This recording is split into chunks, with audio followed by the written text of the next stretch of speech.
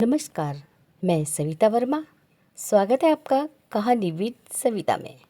आइए शब्दों की इस दुनिया में एक ऐसी कहानी सुनते हैं जो केवल मनोरंजन नहीं बल्कि जीवन के किसी अनकहे सत्य से भी हमारा परिचय कराती है। तो स्वागत है आपका कहानी विद सविता में। आजकल माँ और पापा मेरी शादी को लेकर बड़े ही परेशान रहने लगे हैं। तभी तो कुछ दिनों से मैं देख रही हूँ कि जब देखो तब वो हमेशा मेरी शादी की ही बात करते रहते हैं। 27वां साल पार कर चुकी हूँ और फिर बेटी को डोली में बिठाकर विदा करना तो हर माँ पापा का सपना होता है। फिर माँ और पापा का चिंता करना भी स्वाभाविक ही तो है। और रात पापा शायद कहीं जाने की बात भी कर रहे थे रिश्ते के लिए। मुझे डर है कि कहीं वो मेरी शादी किसी और के साथ तय ना कर दें, और यदि ऐसा हुआ तो सच में मैं वो शादी कर नहीं पाऊंगी, क्योंकि मैं कमल से बहुत प्रेम करती हूँ और उनके सिवा किसी और के बारे में सोच भी नहीं सकती। और मैं शादी भी कमल से ही करूंगी। गलती मेरी ही है, क्योंकि मैंने ही कभी कमल से इस बारे में गंभीरता से बात नहीं की, और करती भी कैसे।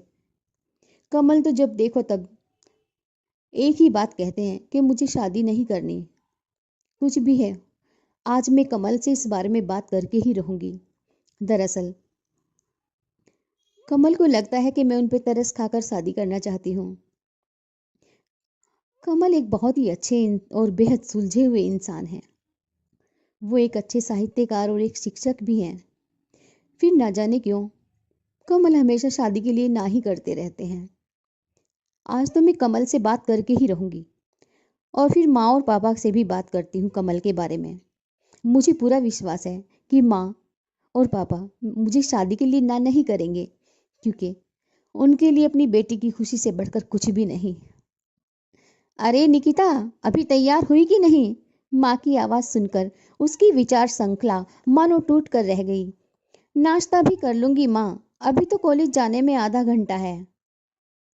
और हाँ, आज 11 बजे कॉलेज में मीटिंग भी है, तो थोड़ा लेट ही निकलूंगी, कहकर निकिता समाचार पत्र देखने लगी।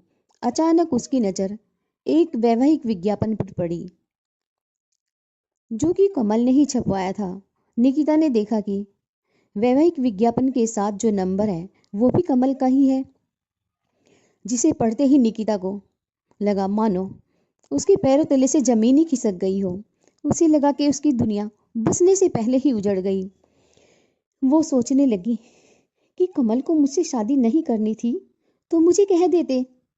अरे, मैं भी कितनी पागल हूँ जो उसके साथ घर बसाने के सपने देखती रही हमेशा। खैर, जो भी हो, एक बार कमल से बात तो जरूर करूंगी। पूछूंगी उससे कि मुझ में ऐसी क्या कमी है। यदि मुझसे शादी नहीं करनी तो फिर ये विज्ञापन। निकिता की आंख भर आई। उसने फटाफट वो अखबार अपने बैग में रखा और नाश्ता किए बिना ही चलने लगी।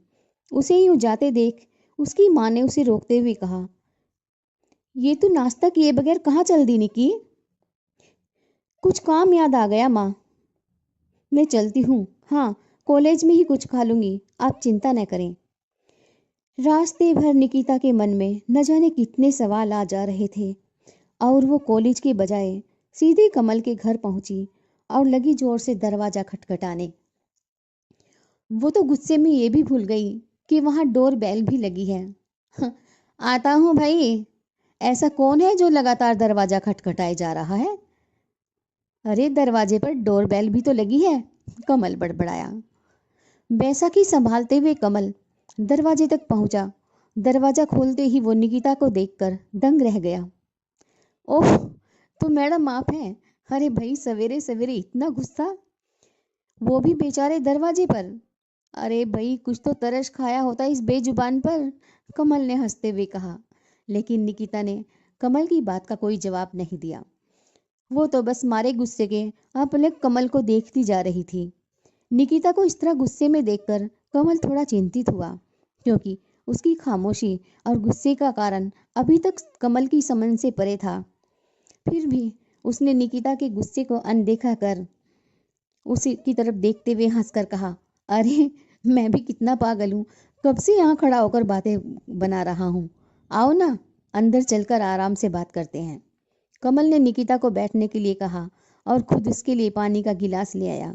लीजिए मैडम, पानी पीजिए, अपना गुस्सा ठंडा कीजिए, फिर बताइए कि ऐसा क्या हुआ जो इस खूबसूरत से चेहरे पर प्यारी सी मुस्कान की जगह आतली जानलेवा गुस्सा है। तुम चुप क्यों हो? बताओ ना, आखिर क्या हुआ? सब ठीक तो है ना? निकिता ने कमल की बात का कोई जवाब नहीं दिया और उसने गुस्से से अपने बैग में से वो पेपर निकालकर उसके सामने दिखाते हुए कहा, ये सब क्या है कमल? कमल, यदि आपको मैं पसंद नहीं थी तो मुझे बता दिया होता, लेकिन तुमने तो शादी का विज्ञापन छपवाते हुए एक बार भी नहीं सोचा कि मुझ पर क्या बीतेगी। मुझसे हमेशा झूठ बोलते रहे कि अभी शादी नहीं करनी। कहते कहते निकिता की आंखों से आंसू बह निकले। कमल ने अखबार हाथ में लेते हुए कहा, ओह, तो ये विज्ञापन है तुम्हारे गुस्से और परेशानी की वजह। मैं तो सच में ही घबरा गया था, कमल ने जोर से हंसते हुए कहा। निकिता की आंखों के आंसू थे कि रुकने का नाम नहीं ले रहे थे। कमल ने फिर निकिता की तरफ देखते हुए उसके आंसू पोंछते हुए कहा, अच्छा पहले ये बताओ कि तुमने नाश्ता वगैरह किया या बस विज्ञापन देखकर आ गई सच्चाई जानने के लिए?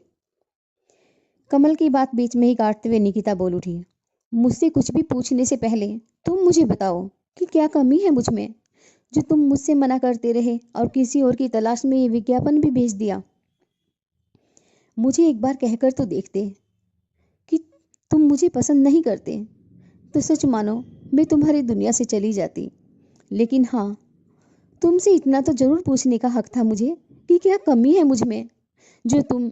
निकिता बोले जा रही थी कि तभी कमल ने उसके होठों पर अपना हाथ रखते हुए कहा, बस करो निकिता, अब आगे कुछ मत बोलना।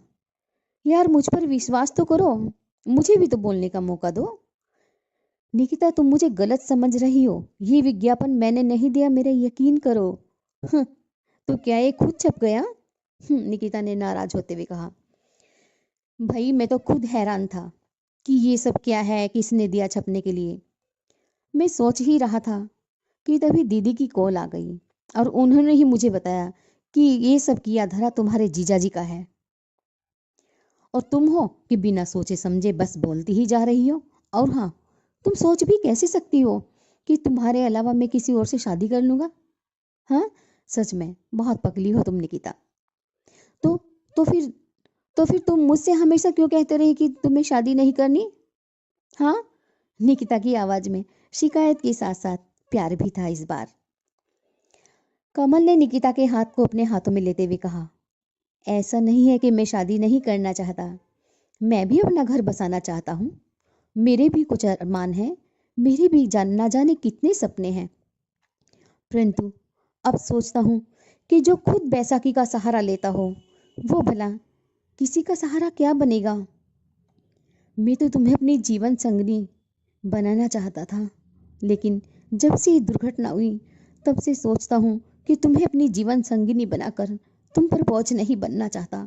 कहते कहते कमल की आवाज फर्रा गई। बस करो कमल, अब एक शब्द भी मत बोलना। मैं तुम्हें बहुत चाहती हूँ।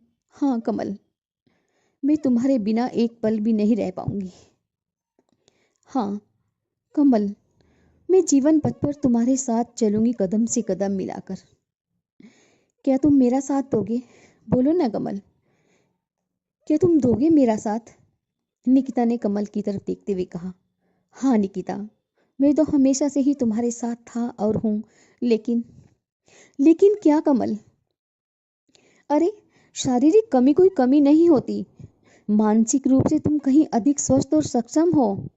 और फिर तुम एक अच्छे शिक्षक, एक साहित्यकार होने के साथ साथ एक बहुत अच्छे इंसान भी हो। तुम किसी पर निर्भर नहीं हो। लोग तुम्हारे लिखे को पढ़कर प्रेरित होते हैं, तुमसे प्रेरणा लेते हैं। तुम समाज को एक नई दिशा की ओर ले जा रहे हो कमल। फिर ये बैसाखी, ये कौन सी बड़ी बुराई है तुम्हारे मनोबल और आत्मविश्वास के साथ? कमल, मैंने खुद को हमेशा तुम्हें अपने जीवन साथी के रूप में ही चाहा है। मुझे अपनी अर्धांगिनी स्वीकार कर लो कमल, सिर्फ वचन से ही नहीं, कर्म से भी। दुर्घटना के बाद मेरा विश्वास टूट सा गया था निकिता, लेकिन तुमने मेरा विश्वास फिर से जगा दिया। हाँ निकिता, तुमने मेरा खोया विश्वास फिर से जगा दिया। सच, आज मुझे एहसास हुआ है कि अर्धांगिनी सिर्फ शारीरिक संदर्भ ही नहीं, वह एक संबल भी है, सहगामी भी है और पथ प्रदर्शक भी। हाँ निकिता, मुझे तुम्हें अर्धांगिनी के रूप में पाकर खुद पर बेहद गर्व होगा।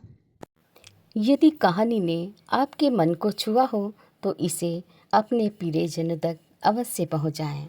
फिर मिलेंगे एक नई कहानी और नए एहसास के साथ। तब तक के लिए नमस्कार।